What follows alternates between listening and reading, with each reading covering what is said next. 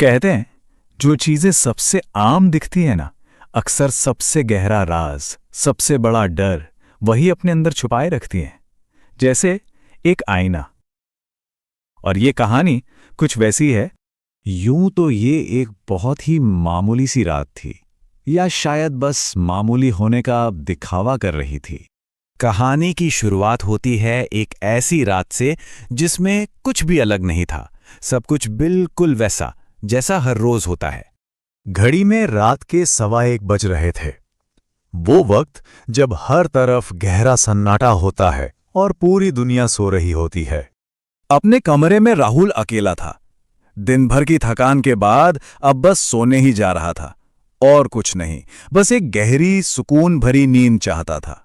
लेकिन ठीक तभी उसे कुछ महसूस हुआ, कुछ अजीब सा, एक ऐसी बेचैनी जिसका वहां होने का कोई कारण नहीं था। और उस अजीब सी बेचैनी की वजह थी ठीक उसके सामने की दीवार पर टंगा हुआ आईना। अपने मन को समझाने के लिए उसने बस यूं ही अपना हाथ हिलाया। आईने में उसके अक्स ने भी हाथ हिलाया, पर एक पल की देरी से। फासला इतना कम था कि शायद कोई ध्यान भी ना दे, पर वो एक पल का फर्क उसकी धड़कनें तेज करने के लिए काफी था। उसने खुद से कहा, शायद मेरा दिमाग ही खराब हो रहा है।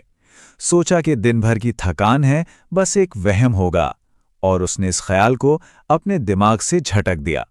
पर होता यह है कि शक का बीज एक बार बो दिया जाए तो वो जड़ पकड़ ही लेता है, और अब वो वहम हकीकत बनने वाला था। राहुल वॉशरूम में गया। वहां भी आईने के ठीक सामने खड़ा हो गया। नींद भगाने के लिए उसने अपने चेहरे पर पानी के कुछ छींटे मारे, और फिर उसने नजरें ऊपर उठाईं। पानी पोंछने के बाद उसका खुद का चेहरा तो एकदम शांत था, लेकिन आईने में जो चेहरा उसे वापस देख रहा था वो उसे घूर रहा था, एकटक, बिना पलकें झपकाए। और फिर उसने वो देखा जिससे उसकी रूह तक कांप उठी। आईने में मौजूद उस अक्स के होंठ बहुत धीरे धीरे हिल रहे थे। ऐसा लग रहा था जैसे वो कुछ कहना चाहता हो, लेकिन कमरे में कोई आवाज नहीं थी, सिर्फ एक सर्द खामोशी फैली हुई थी। अब समझ और तर्क की सारी दीवारें गिर चुकी थीं। वहम हकीकत था और डर अब दहशत बन चुका था। उस भयानक चेहरे को और न देख पाने की दहशत में उसने पास पड़ा एक कपड़ा उठाया और सीधा आईने पर फेंक दिया। वो उसे और एक सेकंड भी नहीं देख सकता था। कमरे में एक पल को शांति छा गई, लेकिन सिर्फ एक पल को। फिर एक आवाज आई, टप टप। ये आवाज उसी ढके हुए आईने के पीछे से आ रही थी, और वो कपड़ा वो हल्का हल्का हिल रहा था, जैसे कोई अंदर से बाहर आने की कोशिश कर रहा हो।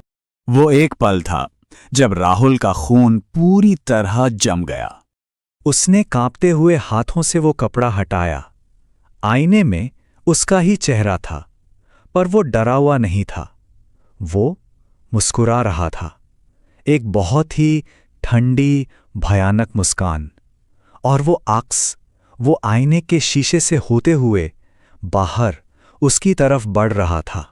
उस खौफनाक रात के बाद जो सुबह हुई, वो अपने साथ एक ऐसा सच लेकर आई जिसे सुनकर किसी के भी रोंगटे खड़े हो जाएं। अगली सुबह जब दरवाजा खुला तो कमरा बिल्कुल ठीक ठाक था, सब कुछ सामान्य, सिवाय एक चीज के। राहुल आईने के सामने खड़ा था और मुस्कुरा रहा था, पर उसकी आंखों में कोई भाव नहीं थे। वो बस एक खाली जिस्म था जिसकी रूह कहीं और थी।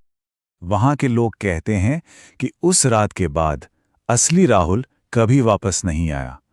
आईने में कैद उसके अक्स ने उसकी जगह ले ली। और अब किंवदंती ये है कि कोई भी अगर उस आईने के सामने ज्यादा देर तक खुद को देखे तो उसका भी वही हश्र होता है। वो अक्स धीरे धीरे काबू पा लेता है।